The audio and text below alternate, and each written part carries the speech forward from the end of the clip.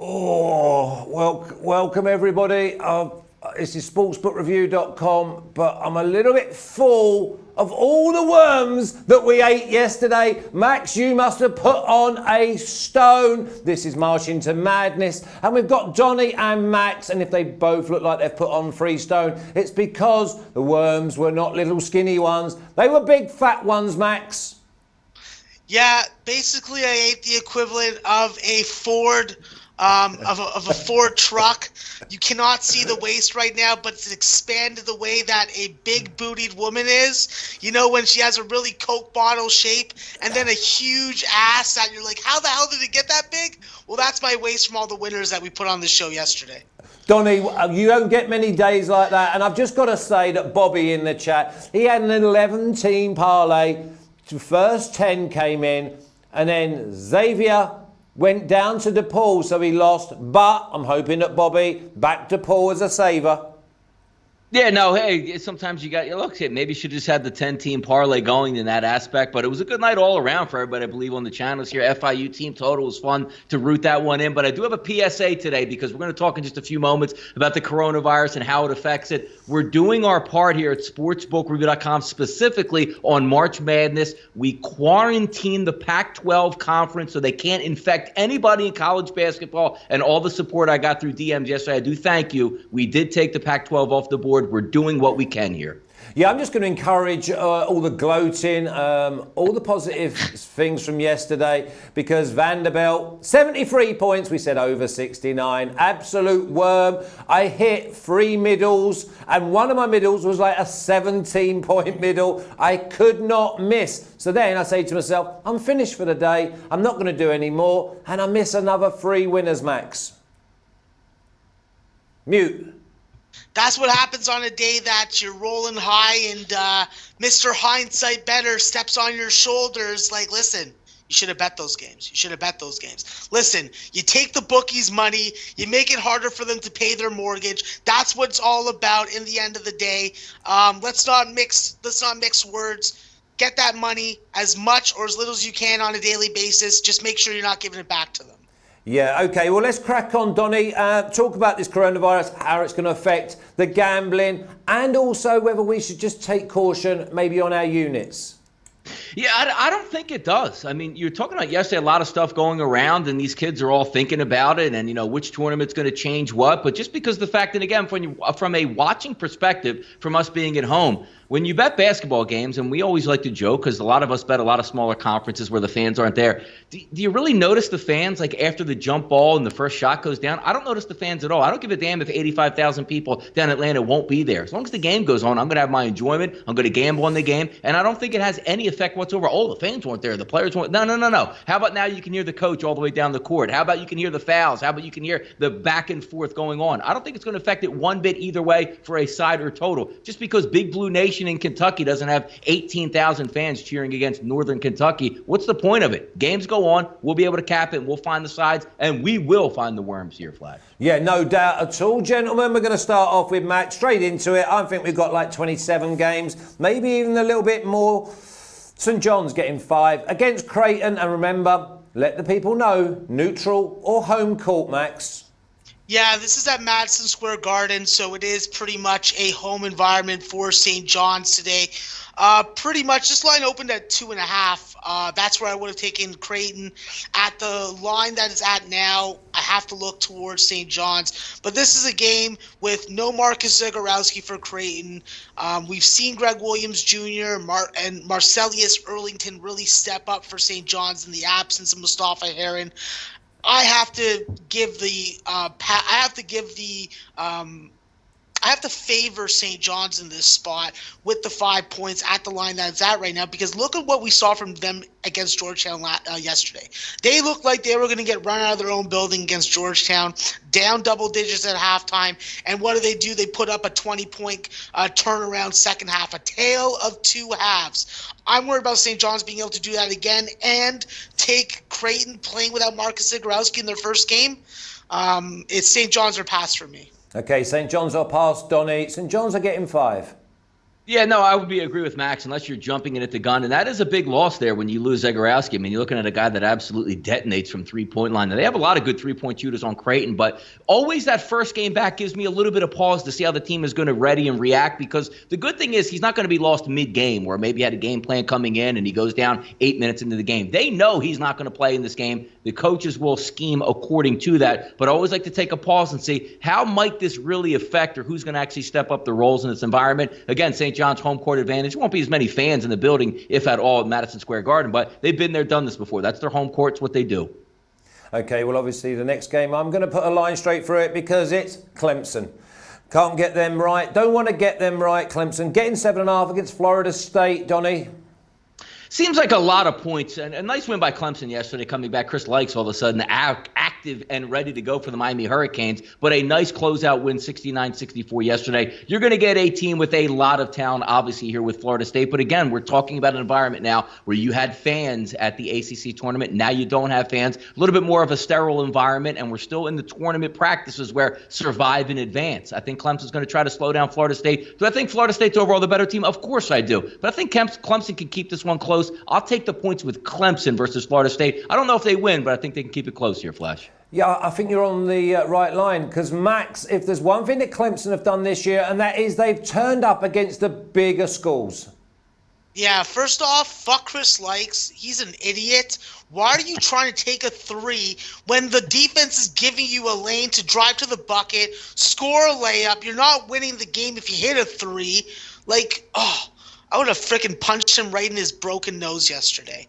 And getting back to this game now, with Clemson, plain and simply, this is a spot where I have to look at Clemson with the points.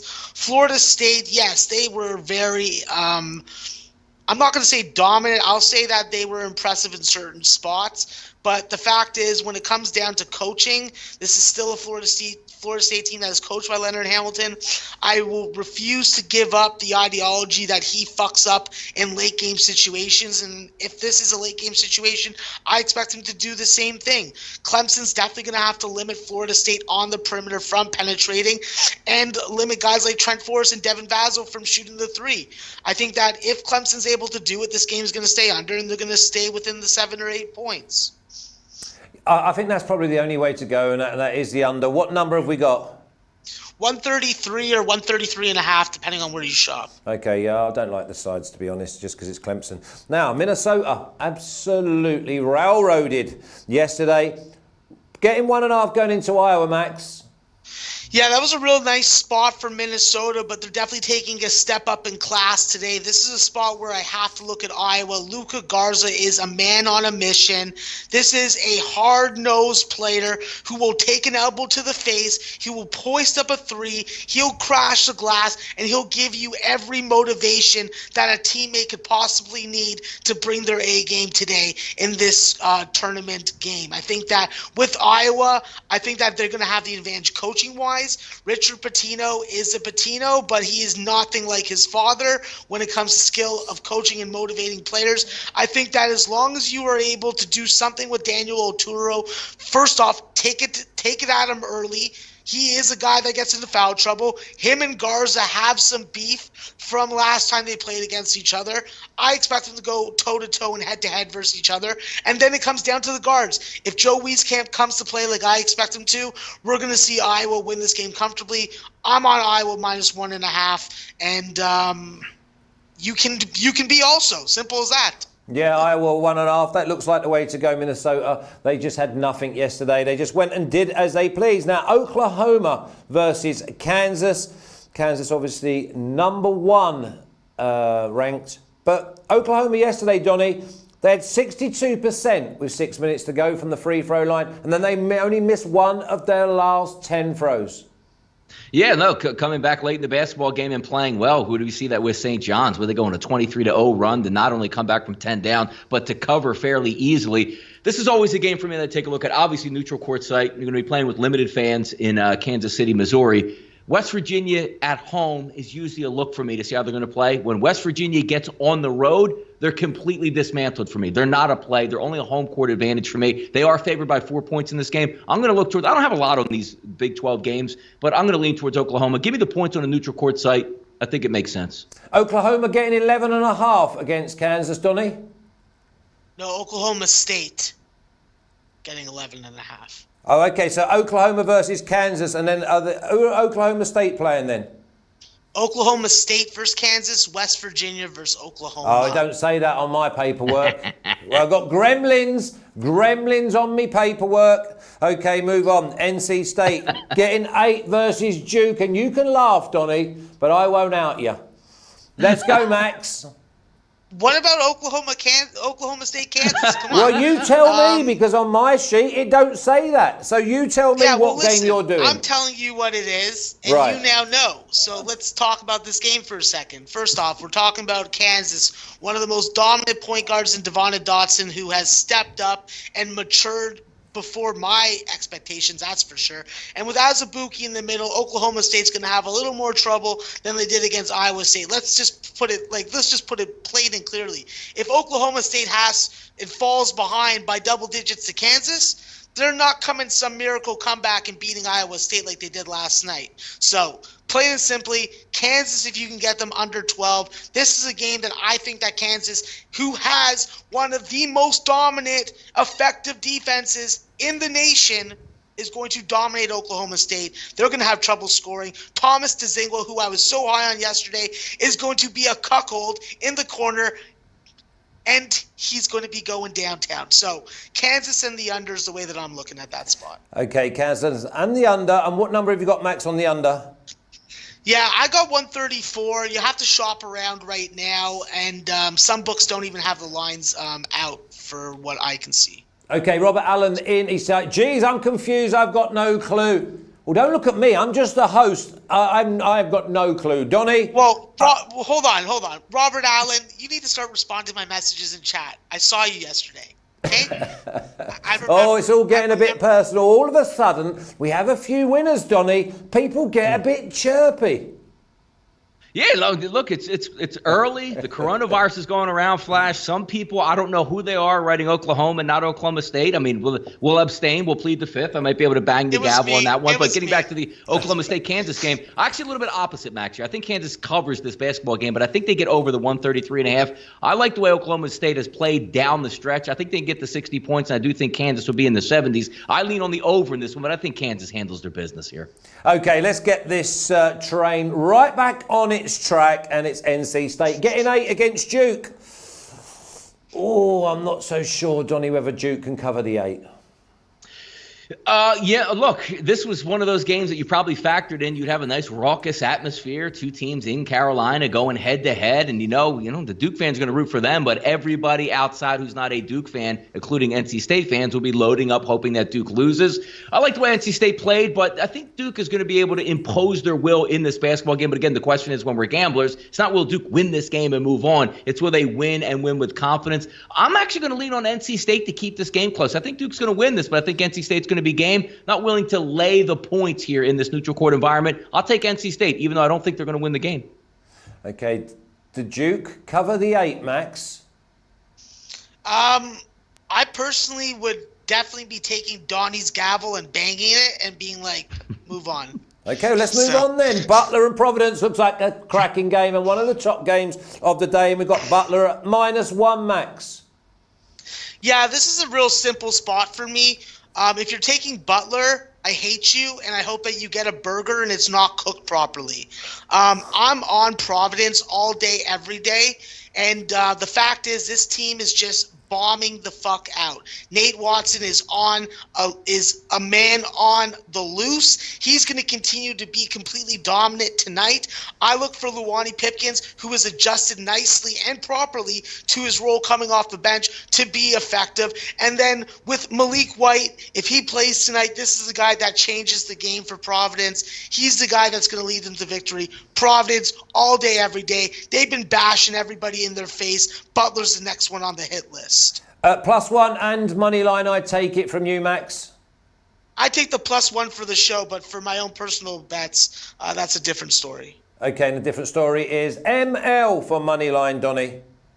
I like it. I like where Max is going here. I like Providence, finally getting healthy, heading down the stretch. 6 straight winners. Ed Cooley's got his boys heading in the right direction, I should say, for March Madness. It's a short line. Butler's going to try to slow it down, but I think Providence's defense will be rising to the occasion this one. I like the hot team coming in. And look, I know Butler's won a couple games in a row, but Providence to me is the better team. I even like the coach better on Providence's side. I think they play well, get the winning cover here today.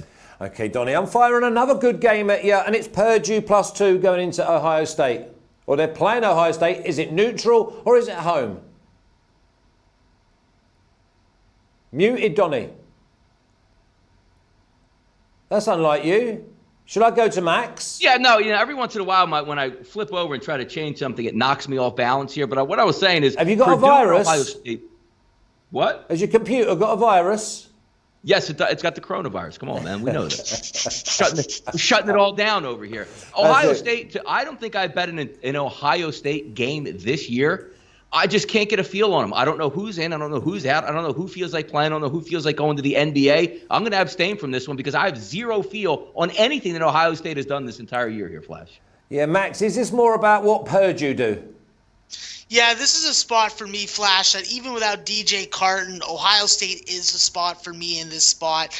Listen, I like Eric Hunter and Noel Eastern from a size perspective, but Noel Eastern's not giving you anything offensively. Eric Hunter is really dependent on trying to back up a smaller defender on the baseline, trying to get that mid-range jumper, trying to get the free throw line, and sometimes he gets blocked, help defended, turns the ball over. This is a guy that I just can't put faith in. And Jahad Proctor, who I did think would have an adjustment period coming over from High Point, just hasn't been the 20-point per game scorer that you needed to replace. And I think that with this Ohio State team, the Weston brothers, this is why they stayed in school. This is why they're still playing together, for them to have an opportunity to get some Big Ten glory, go to March Madness, do some damage there.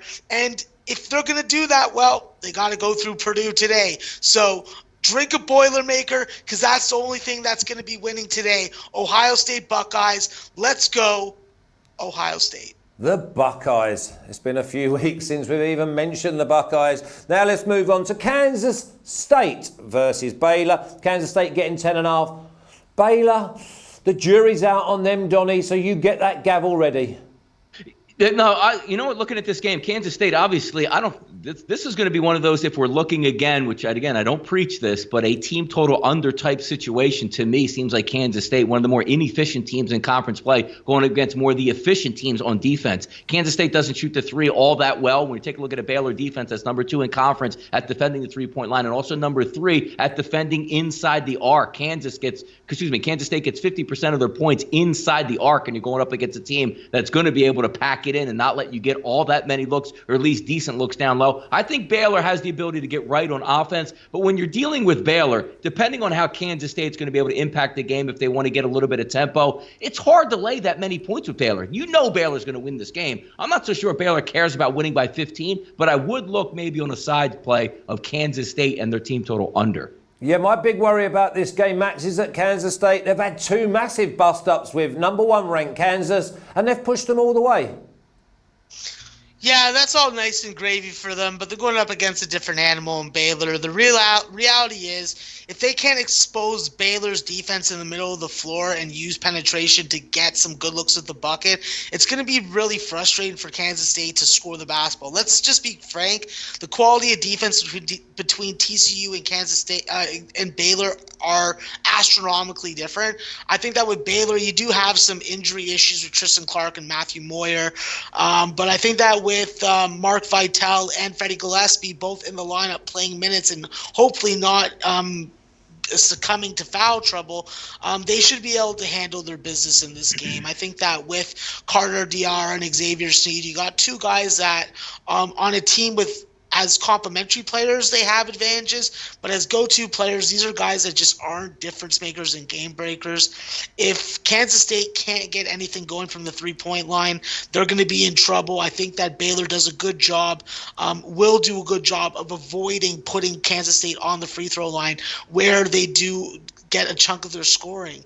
I think turnovers are going to play a big impact in this game, and that's where Baylor's going to That's where they're going to distinguish themselves. I think that this is a Kansas State team that's going to turn the ball over close to 20 times. I think that Baylor, while they're going to have opportunities to run out, they're not going to take them. This is going to be a rock fight. I think that Donnie's on the right side with the Kansas State under team total, and I like the full game under. Okay, so we've got Kansas State team total under, full game under. And I was just wondering whether there was any value in the Kansas State, maybe +6 first half, Max.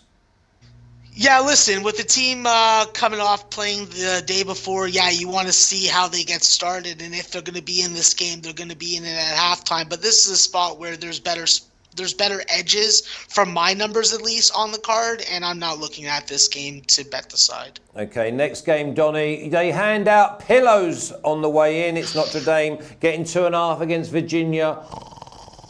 Oh. I mean, yeah, we don't like to make jokes, but I guess we do like to make jokes. But this is one game where, Virginia looks like they played all year on offense, Flash, with the coronavirus. A 50-49 game the last time they played Notre Dame. And by the way, Flash, that game went into overtime. Yeah. I root against Virginia every single time I go up against them. But I got to tell you, look, I can see more of the same in this one. We'll joke again. 44-44 late in the game. Kihei Clark jumper to win it by 2. I'll lean on the points with Notre Dame. That's just what it's going to be. It's a bad game, Max. Where's your edge? Yeah, my edge is on Virginia. I'm taking Virginia. I'm taking Virginia. I think that this is a team that definitely has figured it out. They know how to run just enough offense to win games. I think that it's a good spot to jump on another under in this game. I don't see it going past 109. So do what you will with that information, but as long as Kihei Clark and Mamadi Diakate can score inside and out, well, I think that this Notre Dame team has shown an inability to be consistent in my estimations. With Dane Goodwin and Prentice Hub, listen, these are guys that have talent. They have great jump shots. They're well coached. They have the fundamental background to be able to play at this pace and with this style against Virginia, but the results just haven't been there. And I'm not thinking that something changes this time around, especially with Virginia being as hot and getting this number 2 seed. They're a team that's ascending, and when a team goes hot into either a conference tournament or into a postseason tournament, I keep on riding them. I'd rather stick needles in my eyes than have anything to do with Virginia, or even stick them on my telly. Okay, what about Syracuse? They bent Tar Heels over yesterday. Give them a slap. Flick round the ear and sent them on their way. This time they're getting 5.5 as they go into my Louisville, Donnie.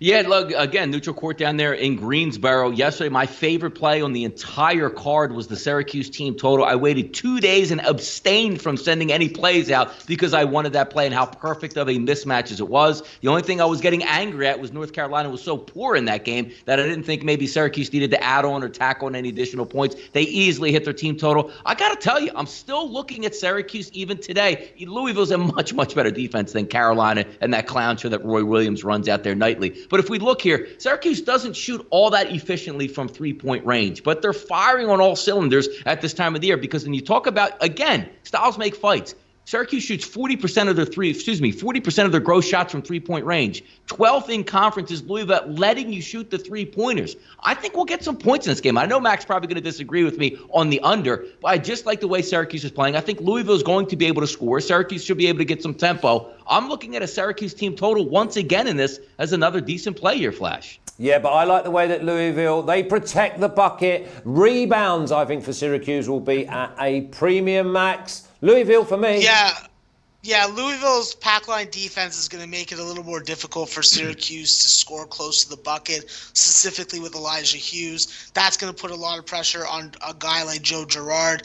And I think that in this particular matchup, this is where Louisville's point guards, specifically Fresh Kimball, has an advantage where he hasn't had many advantages this year. The guy's been a frickin' bum, if you ask me. But I think that Syracuse has a good opportunity to knock Louisville off. I just don't see Louisville being able to score effectively to get this game over. I'm on the under in this game. What number? I jumped on the under from the opener, so that line is long gone now. You may be able to get 142.5. but I got a full point better. And the reality is, I don't trust Louisville's offense. I have no problem with Syracuse team total over in this spot. You're getting a low number. You're getting an underdog that has shown an ability to be able to score the basketball. But my under is predicated mostly on Louisville not being able to get to 70 in this game. If they don't get to 70, then surely there's an opening for maybe under first half around the 68? Yeah, I think that you definitely have to look at unders in the first half if you like a full game, just because there's no fouling situation. Yeah. There's no like to die to be eliminated type scenario where teams are trying to stretch out games. So yeah, and obviously what number have we got, Max? Hack-a-shacks. What number have we got on that first half? Is it around the 68? 67? I haven't looked at it. Okay, well maybe someone in the chat can have a look and see what the number is for first half total. Donnie, around like 65 to 67. Yeah, that's what I was thinking. I wrote down 68, just hoping. Let's go with West Virginia -4 against Oklahoma, not Oklahoma State. I've got more Oklahomas on here than a Sunday afternoon on the telly. Donnie? Yeah, no, I'm going to keep it the same as I had it before in this one. Anything outside of West Virginia, and I'm really not down with, so I don't think West Virginia is going to bring much offense. They're going to try to rely, as they usually do, on turning people over. But Oklahoma, Flash, number 1 in the conference at not turning the basketball over. Give me the Sooners. Yeah, the Sooners, and they're getting 4, Max. Yeah, I like that Oklahoma look also. I think that with Brady Manick and Christian Doolittle, you have the type of scoring front court players that are going to give Oscar Tshiebwe and Derek Culver problems. Listen, they may be able to grab some boards, but that doesn't mean that there's going to be boards to grab. I look for this Oklahoma team to really allow this front court to get some touches, operate on the mid perimeter, take it on the baseline, take it on the low block, make this game and muck it up, but let Oklahoma get enough points to at least stay within the number and possibly win this game outright. Okay, yeah, I mean, Oklahoma +4 and possible money line as well. Now, this is a game I couldn't quite get my head around why Marquette were giving up. Well, they're getting 3.5 against Seton Hall. And the way that Seton Hall have been, I think the 3.5 is a cakewalk. So first half, first of all, I'm going to Seton Hall. First half, -2, Max. Yeah, I'm nothing on this game. I'm watching the total right now. This is a spot where I have seen some moving towards the under. I'm like, what the fuck is going on? This Marquette team is led by Marcus Howard. What is Marcus Howard probably going to do tonight? He's going head-to-head with Miles Powell. He's going to put up 30+. I can guarantee that. So all you DFS players, go get your Marcus Howard money right now because he's going to be cashing some fucking tickets for you. With this game overall, this is a Marquette team I cannot trust complementary scoring to produce and come to play on a game-to-game basis. This is a Seton Hall team that has higher aspirations, and I think that they are capable of meeting them. I would lean towards Seton Hall. I have no play on the game. I'm watching the total to jump on the lowest possible over. Yeah, no, I like that. And obviously we like the middles as well. Get a little bit greedy. I only missed one middle yesterday though, so obviously that was a good day. DePaul. Sorry, Bobby, to even mention DePaul after your 11. 11, you greedy man. If you didn't lay off, then you need to be sectioned. Getting 8.5 going into Nova. Donnie? By the way, Flat, you don't even want my opinion on Marquette Seton Hall? Am I that disrespected on this show, Flash? Well, I mean, just because I set you up and toward... put a wrong Oklahoma on there, you don't even want my thoughts anymore. Well, sorry about that, Donnie, but I saw you sort of lean over towards that gavel. I mean, Donnie, what about Marquette getting 3.5 against Seton Hall?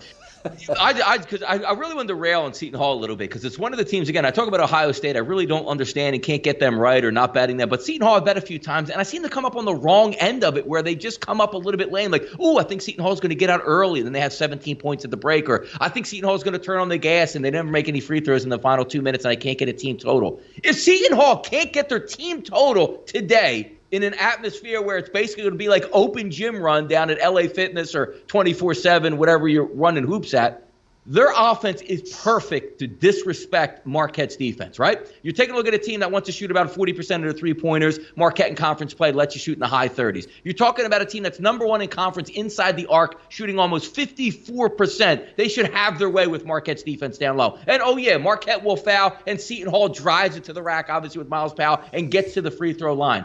If they don't hit this team total today, I'm going to be angry, Flash, but that's my angle in this one here. And I've noticed that you've locked all the fans out of the studio as well there. I like that. You're playing behind closed doors, Donnie.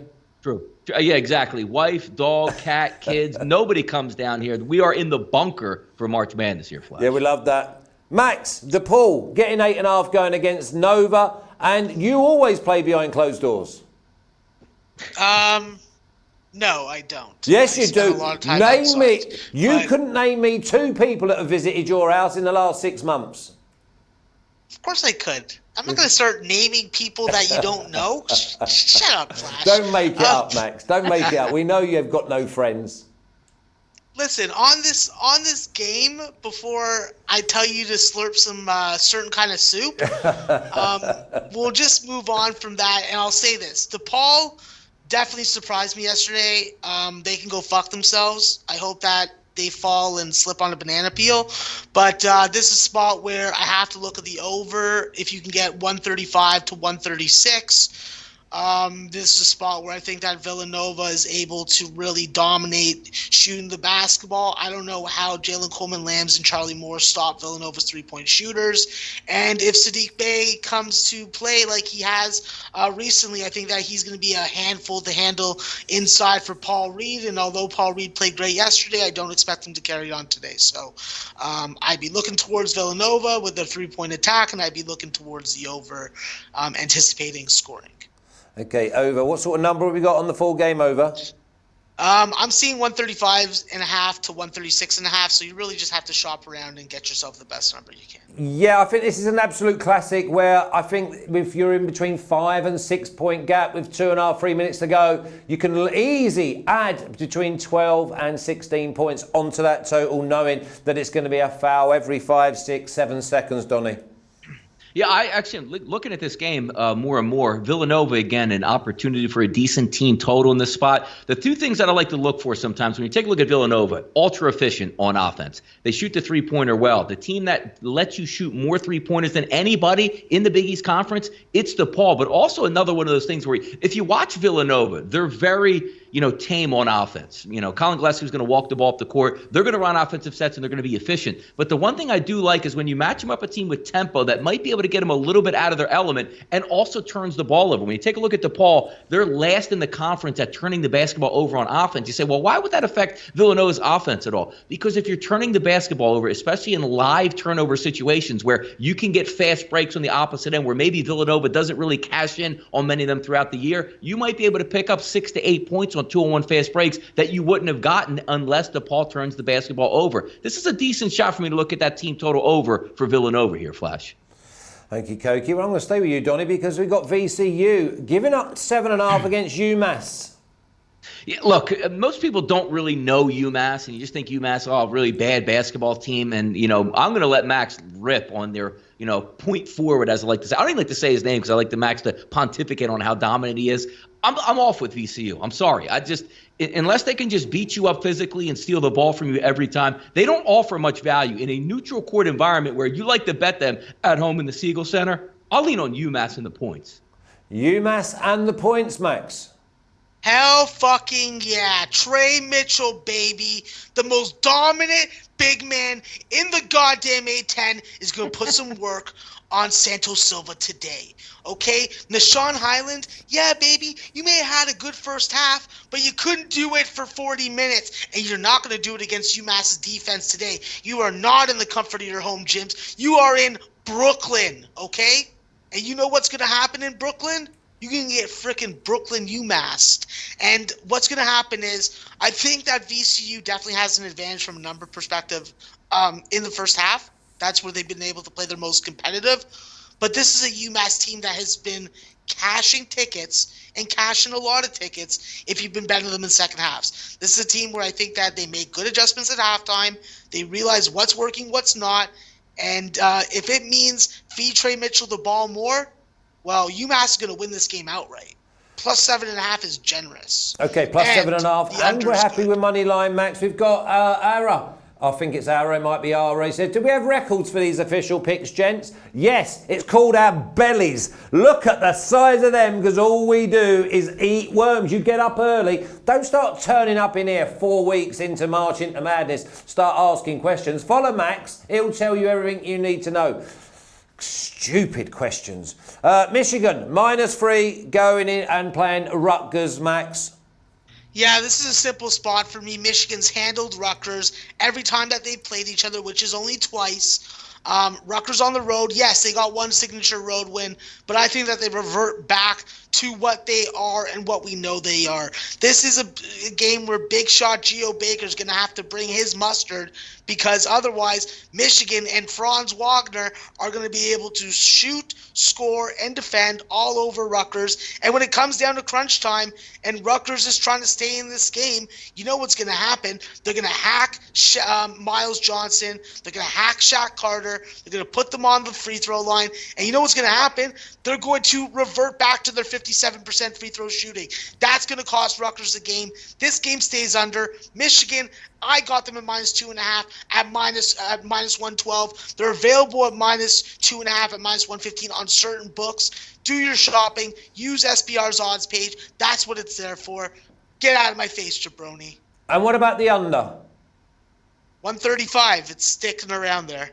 Love that. Love that. Under 135, over 121, 14-point middle. Donnie, I cannot miss with them middles. Yeah, no, you've been on point on those, Flash. I lean towards the under as well, but Rutgers one of those teams where, look, I'm not going to lie. At home in the rack, you really like Rutgers. They feed off the crowd. It's a nice environment. That's where they do their damage. On the road, not so much. I'm going to lean on Michigan in this game. I think it is a little bit of a short number. Do I think Michigan's going to blow them out and win by 15 points? I don't think so. But Michigan for me only because it is a close line. By 5 or 6 points, I can certainly see it happening. Rutgers on the road, not really a too efficient team for me. I'll lean on Michigan in this spot. Okay, good opportunity for me to say that we've got 340 plus people in the chat, so there's going to be some newcomers in now. So press subscribe, ring the button, press the bell, and we'll let you know whenever there's any content. And obviously there's no NBA, so you need your fix of hoops. Well, you're not going to get a better place than here, because these two is Obi-Wan Kenobi, and obviously you know which one's Yoda. We'll go on to South Florida, +1 or Pick'em against UCF, Max. Yeah, Flash, if I had a freaking cream cheese sandwich, I would rub it all over your shiny head. But listen, when it comes to this game, this is a real interesting matchup because, this is obviously an in-state rivalry. These games have been close and contested for the most part up until about 10 minutes left in the second half of the last game, where USF was able to just smack UCF with the sextoid right in the face. It was quite horrendous. I think UCF remembers that. I think that with UCF, you have good size in Colin Smith, and I think that against Xavier Castaneda and Macherovic, it's going to be key. These are guys that aren't really going to jump too high. As long as you stay grounded, use the length that God gave you, which I'm jealous of, I think that they're going to be able to do a better job. I think that with Dazon Ingram and Matt Million, this is why they transferred to UCF, to get an opportunity to do some postseason play in a conference that actually has some go.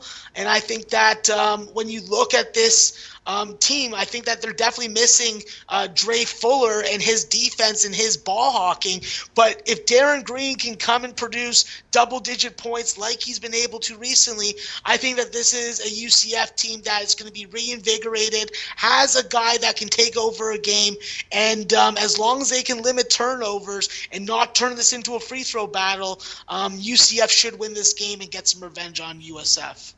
Okay, UCF, money line, Pick'em, or give up the 1, Donnie. It seems to be UCF's to lose. I'm giving up the 1 in this spot. I'm going to take UCF. I think UCF by far is the better basketball team. If we take a look again at what they want to do well, they're a decent shooting 3-point shot for UCF.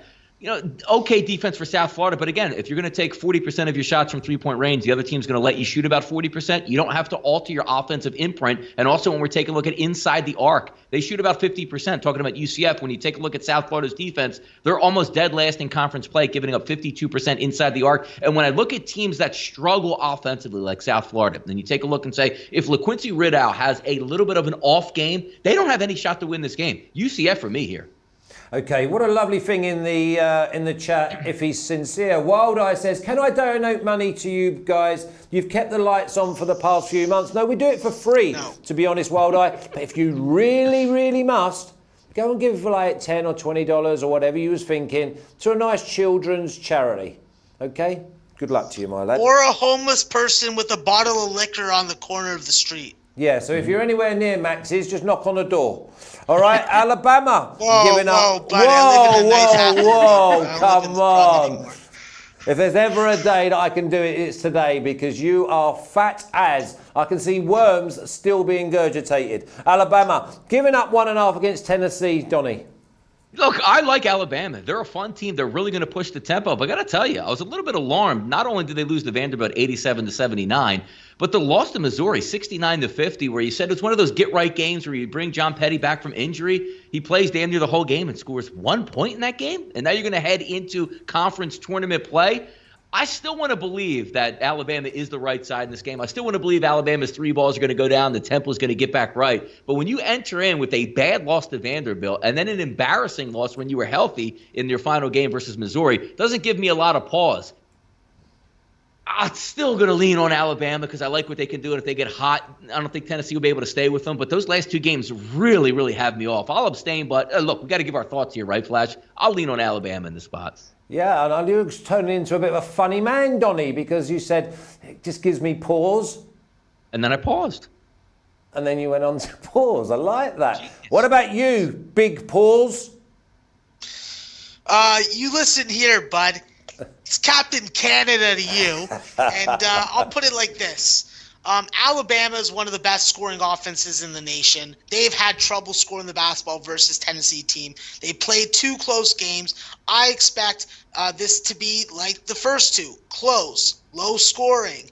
Alabama has definitely struggled shooting the basketball, and they continue to not run out a lot of depth. Jaden Shackelford, Kira Lewis, John Petty, these are the guys that you got to depend on to score the basketball, handle the ball, and push the tempo that Coach Oat wants. I think that maybe he's realizing that if this team gets slowed down, it's not good for them. So it's imperative that they continue to get their tempo. I think that if they can limit Tennessee to under 35 points in the first half, this is an Alabama team that's done a very good job of in-game adjustments at the half and being able to put up 40 birds. That's what I think is going to happen here. This is the third matchup.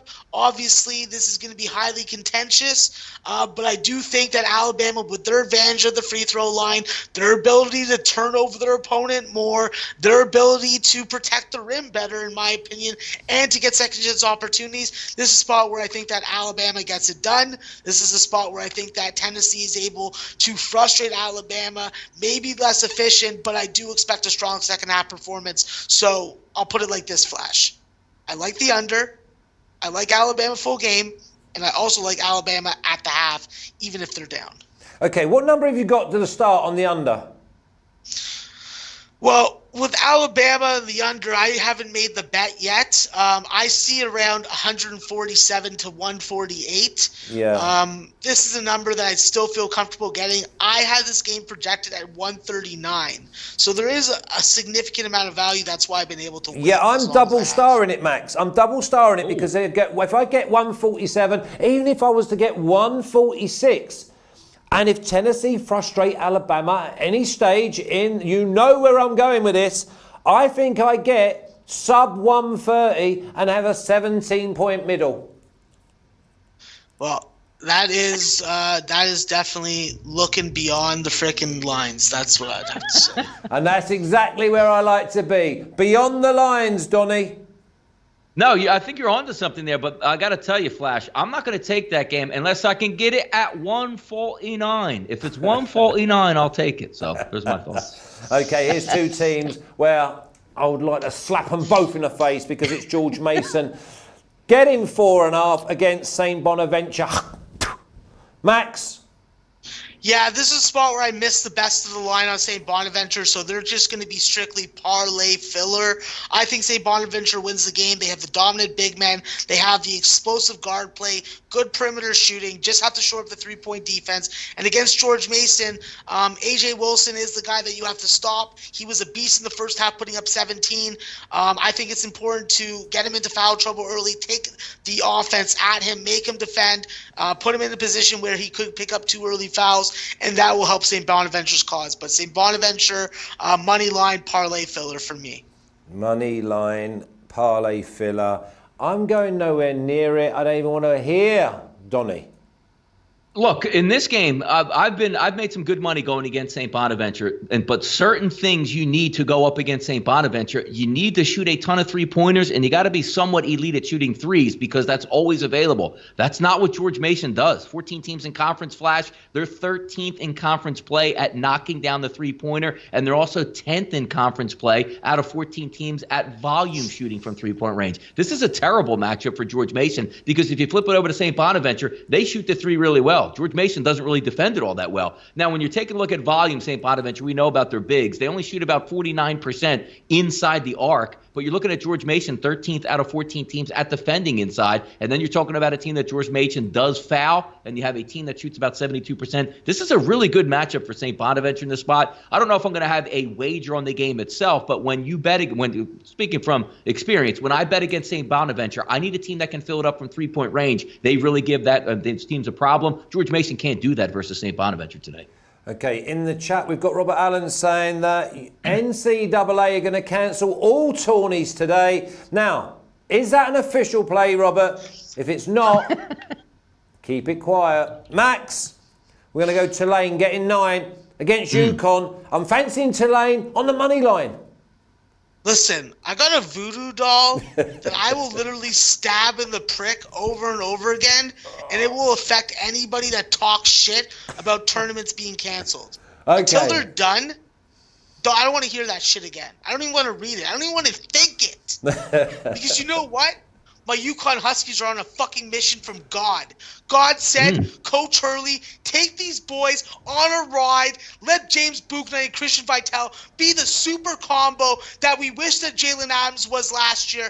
And we are going to kick ass, take names, and take tickets from our bookies. Let's put it this way.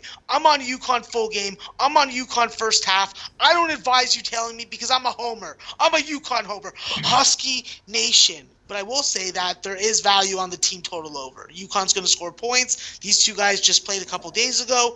I think that UConn's going to be able to do what they did like they've been able to the last 7 or 8 games. Drive the bucket, get to the free throw line, get their big man involved early, get to the free throw line, get to the free throw line, get to the free throw line. UConn, team total over 74.5. And I'm on UConn first half full game, but that's just me being a homer. Okay, so obviously this is my job now to play devil's advocate, and there's a lot of people asking for your wisdom, Max, on Tulane +9. Is this a place where UConn win the game, but do they cover? Is there value in Tulane +9? There's value on Tulane. I will. That's good enough. Make that blatantly clear. Yeah, that's good enough. That's all we wanted. Fuck you if you bet on Tulane. Yeah, that's good enough. There's more chance of me going on Tulane than there is St. Bonaventure, but I'm probably going to leave them both alone because I know that I do not want to be sitting at home and give it one, when you've got the little flash voodoo doll out and you're giving me pricks. Well, obviously, a little stabs, obviously. There we go, Donnie. Stop with that. Donnie, I know you love Tulane. You're going to say UConn, but I reckon you'll have a sneaky Tulane.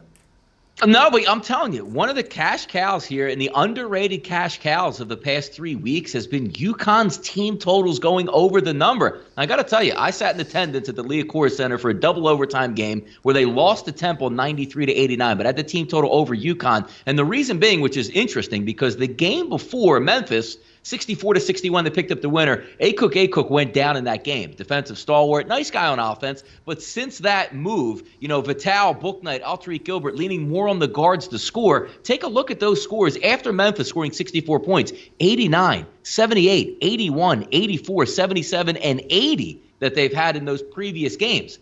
I don't want to stop that wave because we're looking at a team total for UConn around 74. That's right in their wheelhouse, and that's the way I'll play this game. Forget about taking a side. If they cover the 9.5, I would hope that Tulane runs enough tempo, which they can, to force UConn to continue scoring. But I wouldn't be surprised if we see UConn at that number of like 66 to 67 points with about 4 to 5 minutes to go. And if the game is close, that number should be able to get over 74. That's the way I look at this game. I like UConn on offense. Since A-Cook went down, they're a lot more fluid out there with their guard play, and they've been scoring.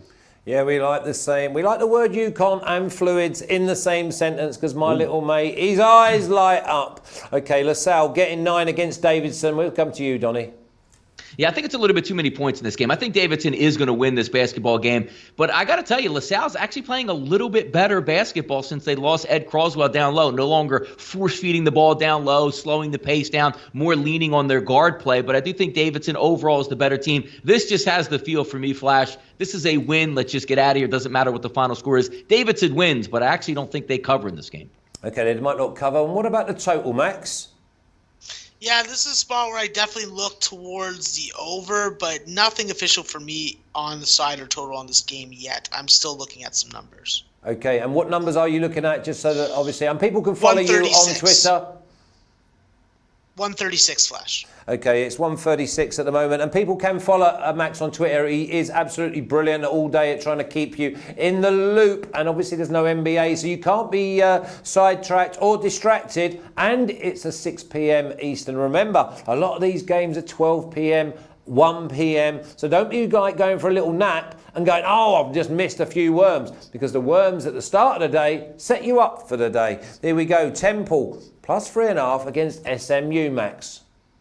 Yeah, this is a spot where I got to look at SMU with the points here. I think that with SMU, this is a team that can run out a combination of skilled frontcourt players, skilled backcourt rotations, different lineups equal more advantageous situations versus something that either isn't working or not.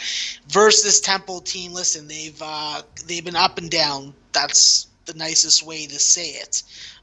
This is definitely going to be a last hurrah for Q Rose, so want to see him go out. But the fact is, this Temple team just hasn't been able to lock it down. They couldn't handle Tulsa. They blew it against Cincinnati in just devastating fashion. This is just a team I can't put my money on. Listen, SMU's not doing you any better, but SMU at least is able to keep it close, lock you down on defense, and win on the glass. I think that if SMU is able to limit Temple's opportunities, limit their possessions, do a good job on the glass, and get their offense rolling a little more, where they're going to touch past 65, then they're going to win this game and cover the 3 points. Okay, you're going to cover the 3.5 SMU. I'm going to give them a little half a star, if there is such a thing, Donnie. Yeah, SMU should be able to score on Temple's defense. The problem isn't so much that, Temple can't compete or be in these games, because even though they have a 5-game losing streak, the way they lose these games is outrageous. Either they come completely unprepared at the tip and get themselves down 12-2 and have to fight their way back, or they build like a 16, 17-point lead in the second half for Cincinnati and just get flatlined the rest of the way. It's just a sign of terrible coaching. And unless I'm looking at a team where, I don't know if they play ECU, which they did lose versus ECU Temple, where they only have to cover 3 or 4 points and they can win that game. But if you're looking at a close game like SMU minus 3.5, Temple's going to get outcoached in this basketball game. And that's something with basketball in the city of Philadelphia, whether it be the Sixers or Temple. I don't have any faith that if this game is 61-61 with 3 minutes to go, that SMU is going to win this game by 5 to 6 points and cover and win outright. I don't trust Temple to win this basketball game. Now, look, if Quentin Rose goes nuts and goes 25 or 26 points, maybe. But also, let's not forget, Temple's a Philadelphia school traveling down to Texas. SMU is in Texas, so hey, that's another advantage for SMU. I can't take Temple in the spot. SMU only for me here, Flash. Donnie, is there any games across the nation that are actually going to have any fans inside? So there's some fans limited. Some conferences are doing limited stuff, but nobody's going to have a full house here, Flash. None at all. Okay, when talking of full houses, we're going to get Fordham getting 9.5 against Duquesne. Donnie? Yeah, how about yesterday? Everybody, we're on Fordham, that Fordham train. 72 points out of Fordham. Ertan Ghazi and the boys getting after it. And I got to tell you, If you're going to give Fordham a lot of points again at home in Brooklyn, I'm going to lean that way. They are ugly on offense, but they're actually a better offensive team than what they were 3 to 4 weeks ago, if you can imagine that. Every little bit helps, and now they got some guard play where you can knock down some shots. They'll slow this tempo all the way down. I'm going to lean on Fordham again with the points here again, day 2. Max, Duquesne, can they cover the 9.5, or is there a side to be just with the totals? I'm a big fan of Duquesne, but they've had major troubles playing this Fordham team. One game going to overtime, barely getting above 100. This is a spot where if you got the opening under, you did a better job than me. I see 125.5. That's the best number you can get right now. It does seem to be moving a little bit, but the reality is this is a spot where I think that Fordham is going to have trouble scoring. I think that Duquesne's going to have trouble scoring against Fordham. I think that Fordham plays this team tough, and they're rolling on all cylinders right now. And if they are going to get anywhere close to 65 points, well, they're going to outright win this game again. So Fordham's one of those teams that you really have to be fearful of and not get too invested in Duquesne, in my opinion. So for me, for all the nitpickers, Fordham plus 9.5, that's definitely going to be a play for me. And then I'm also looking at Fordham plus 5.5 on the first half, just waiting to see if I can get a little better juice. Okay, first half plus 5, maybe 5.5. And under 125.5, that looks like a good number to start the game. Well, the line's moving all over the place, so there's a variety of different numbers. You can get anywhere from 124.5 to 127, so you really have to just come to your own decision on that and try and get the best number you can with the least amount of vig. Yeah, but I mean, the bottom line is that whatever number we get or whatever number, bit of juice you want to lay, then we do want to be going on the under. Only a brave man, a silly man, like Bobby doing an 11-team parlay will go on the over. Yeah, I think that, listen, Fordham's done a good job scoring the basketball, but you have to look at how they've been able to do that. You have to look at what the opponent has brought. George Washington only contributed 52 points, and that game barely went over. Well, I expect Duquesne, who's going to be healthy, who isn't missing a guy like Jameer Nelson Jr., to be a little more effective. So. Okay, nice. That gives us a massive breakdown. Okay, let's move on to the mid-majors, where you boys come alive. I just see you pep up a little bit there, Judge. Ohio, plus 4.5 against Akron. Yeah, now we move to the Rocket Mortgage Fieldhouse in Cleveland, where some of the early round games in the MAC conference were played at home. Ohio with a nice victory at home over Central Michigan. I think Akron is obviously one of the better teams in conference play, and I do think it's a very good matchup for Akron's offense versus Ohio's defense. So instead of taking a side in this game, which I do think Ohio is going to be very active here, I like the way Ohio's played down the stretch on offense. I think they can go toe-to-toe offensively with Akron. I'm going to lean on more of an over in this game than a side if we take a look into look, a team that can shoot the three-point shot very well in Akron. They were shooting much better early in the season, but 36% in conference play, certainly not that bad. Ohio's defense defends it about 35%, but also more importantly, you're looking at the team in Akron, number 2 in conference play at shooting the three-point shot, going up against a team that will let you shoot the three-point shot. It's a really nice match for both sides, but it is a neutral court. It's a big arena, obviously bigger than what they're used to playing in. There's not going to be any fans in the arena, but I do think the shots will still fall and go down. I like the over in this game here, Flash. Over Ohio and Akron, Max, and Ohio getting 4.5. Yeah, listen, Flash, if you follow me on Twitter, you already know that I'm on Akron -4. This is an Akron team that definitely has been starting slow, so I will do this. I'm taking Ohio on the first half. I think that Ohio has a significant advantage. We're talking about close to 7 or 8 points compared to Akron on the first half. But what has Akron done? In the second half, shut motherfuckers down, put up 40 birds, and cash tickets. I think that they're going to do so. This is a game that I think is lined perfectly at a great number for a neutral court environment. Ohio definitely is a lot more stout at home when it comes to beating these spreads. I think that Akron, with the combination of good point guard play from Lauren Christian Jackson and elite guard play from Tyler Cheese, and Chanel Banks, I think that these guys are going to be the difference maker. This is an upperclassman, experienced team. Throw in the X Factor, Zarius Williams. Ohio, been a fan of them, been a better of them, cashing with them. But in this matchup, there's going to be points. Akron's going to prevail. Ohio first half, Akron full game. Sit on that and eat a hot dog. Yeah, I like the fact that I've just put Akron in play. Maybe we'll get close to plus 100, plus 125, and let them come steaming down, and there may be an opportunity to have both sides at plus money. Okay, Miami, Ohio versus Northern Illinois, and Miami getting +2, Donnie. How about Miami of Ohio? Great last game, picking up a victory. And then you take a look at Northern Illinois, very disappointing in their last game. But look, again, we're going to be playing in a neutral court environment. I'm going to lean on defense in this one. Miami, Ohio's defense, 12th in conference play at defensive efficiency. There's only 12 teams in conference, so it doesn't get any worse than what they actually do. I think the best player in the court, Eugene German, needs to step up. But this is the same cap that I had a week and a half ago when I thought Northern Illinois would win their final game at home, and they were so poor in that basketball game. I think Miami, Ohio comes back down to reality in this one. I'll lay the 2 points. I'll take Northern Illinois here. Okay, Max, do you take Northern Illinois to give up the 2 against Miami, Ohio? Yeah, I lean that way, but I'm not playing it as of yet. I'm more looking towards the total. I think that 130.5 is definitely going to be a number that they could stay under. Listen, Nike Sabandi's not going 10 for 14 to put up 31 points like he did against Buffalo, against Northern Illinois' defense. There's just no fucking way that's happening. Eugene German coming off 5 for 17 shooting performance. I expect for him, Noah McCarty, Trenton Hankerson, Darius Bean to man up, step up, and get some freaking respect for themselves. I think that they're going to win this game. I like the under, and that's about that. So let's move on. Okay, well, I've got a real one for you now because you've got 2 sides that you like. Toledo giving up 1.5 against your Bowling Green, Max. Yeah, this is a spot with Toledo that, I like to back them on the road. They are doing a good job of winning games, but not covering numbers.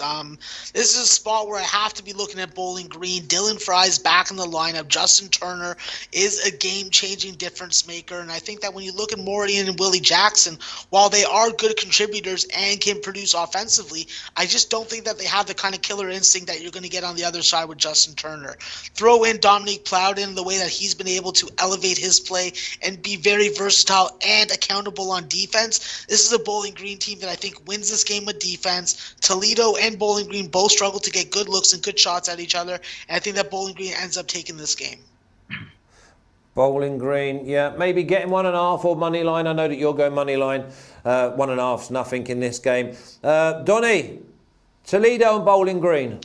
I'm going to go opposite, Max, in this. I'm going to go Toledo. I'm going to lay the 2 to 2.5 points depending on where you're shopping at here. I just don't like what I've seen from Bowling Green over the past couple of games. And Dylan Fry coming back, I was waiting for that explosion. Hasn't really caught on. And I'm more affected by, what they're doing on the defensive end versus Miami of Ohio, which they lost, gave up 73 points to them. Kent State dropped 83 on them. And then also Buffalo dropping 88 points. I think Toledo's going to have an advantage on the offensive side here. But this is more of a play where I just don't think Bowling Green is right. Ever since Dylan Fry left the team and came back, I'm like, hey, he comes back to everything's going to be back to normal. It just hasn't clicked yet. And until I see it click, it's hard for me to back. I'm going to lean on Toledo in this game to win this game and cover that too. Okay, we go head to head. That normally means leave it alone or pick your side. Now, there's a team that sometimes goes by Niagara, and then when they play well, it's Niagara. They're getting 8.5 against a good side in Ryder, Max.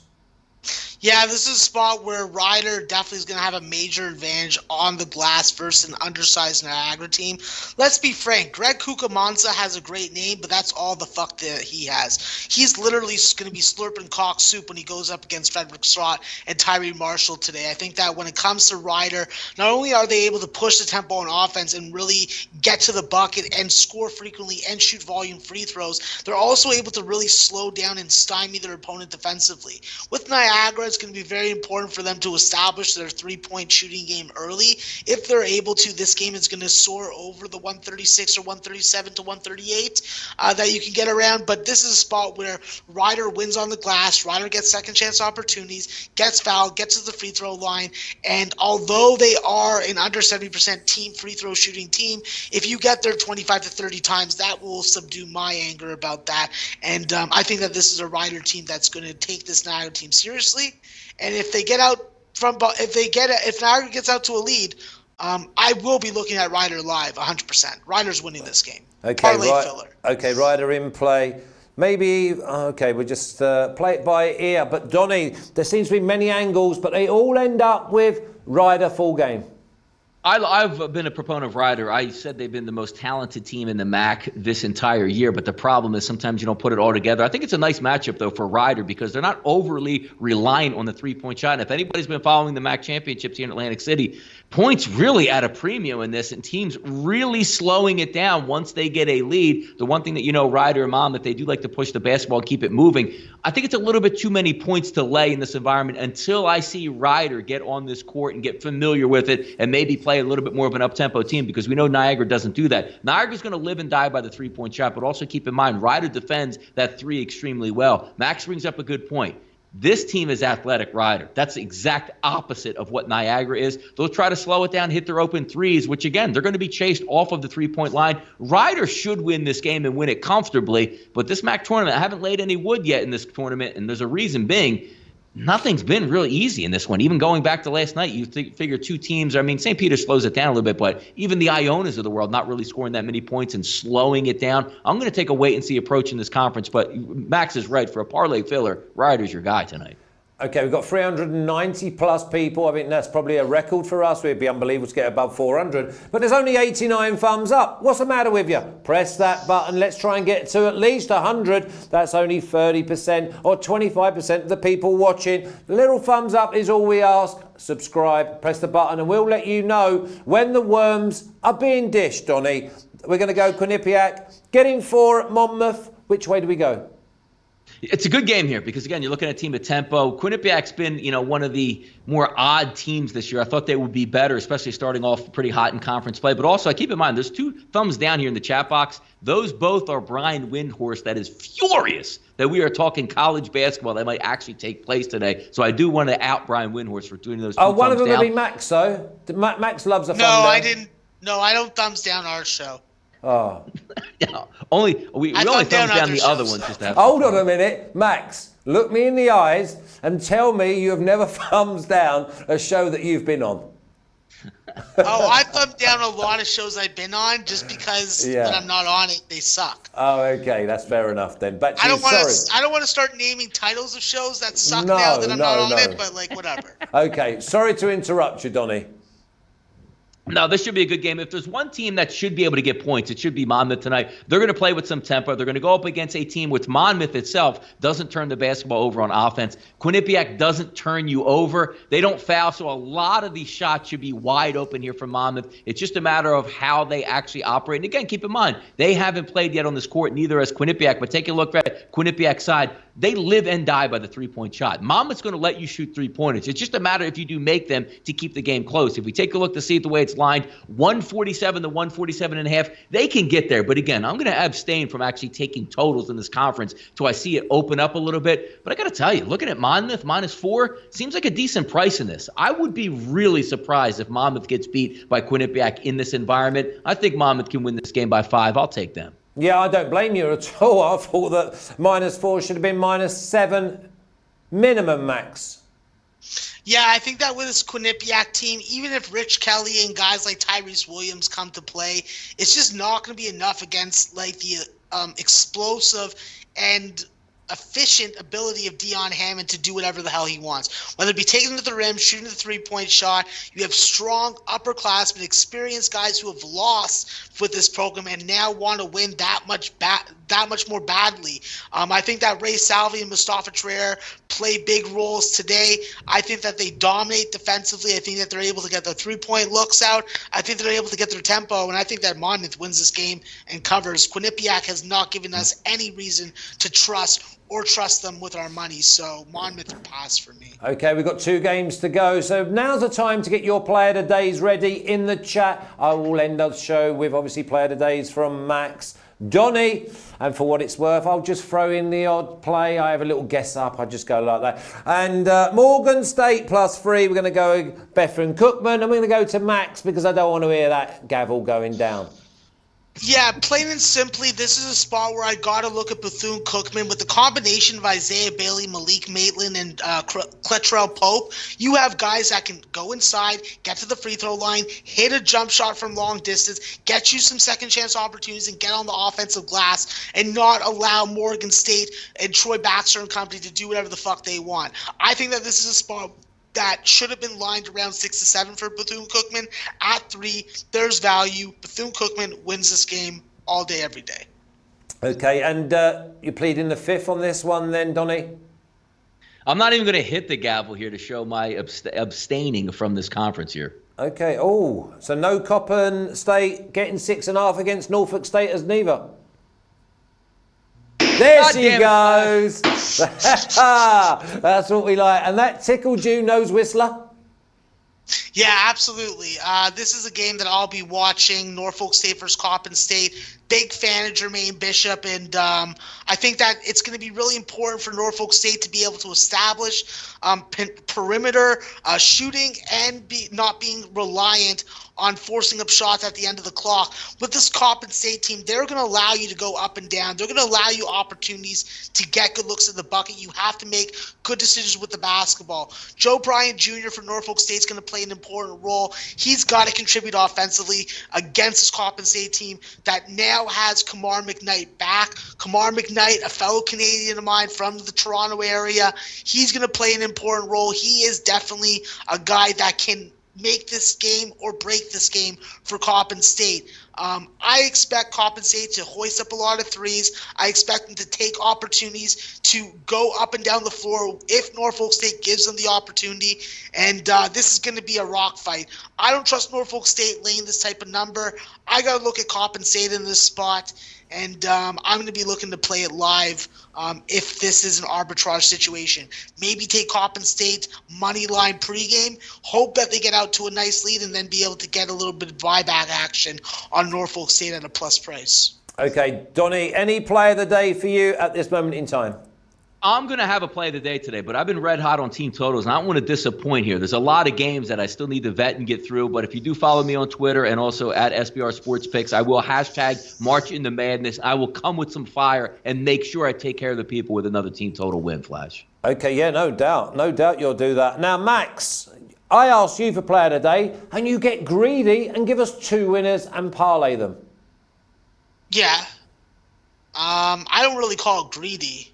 Greedy is doubling and tripling up on a live spot that you already know that you're going to win. But I do have a couple plays for plays of the day. For all the West Coast viewers that get up at 6:30 a.m. to watch our show, I personally thank you. Aside from one cuck, you know who you are. I'm not going to name you. But for the rest of you, I think that we did neglect some of the Big West tourney games. One of my plays of the day is going to be in the Hawaii game. I think that the Hawaii game stays under 138. That was a high enough edge that was willing to be made play of the day. I have this game lined at 132.5. So there is a significant amount of value on this under. And my other play of the day, of course, is going to be a parlay. I've been enjoying these, and we're going to take a little bit of a bigger shot today when it comes to the price. We're going to take Monmouth on the money line. We're going to take Ryder on the money line, and we're going to take the Virginia Wahoo Cavaliers all on the money line, plus 213. Let's get a nice little parlay winner to make our bookies hate our guts. Wow. I was so excited then. Monmouth, Ryder. Let's start from the top, okay? Hawaii, under 38, because you've got a line at around 132, so we absolutely love that. Monmouth, yeah, we love that. Ryder, we love that. And then you said something beginning with V. Virginia. Oh. Well, I'm going to override that. Laddie. And I'm going with Providence, +1, and Providence money line. And I'm also going to go with Iowa, -1.5. Enjoy. See you tomorrow. Let's hope that virus stays away. And we've got another card to go through. Thanks to everyone in the chat. On your way out, please press the thumbs up. It went from 83 to 126. It's just lazy. That's all it is. You only have to press a button, subscribe, ring the bell, and we'll let you know every time we're on. See you tomorrow. Plenty worms for us tonight.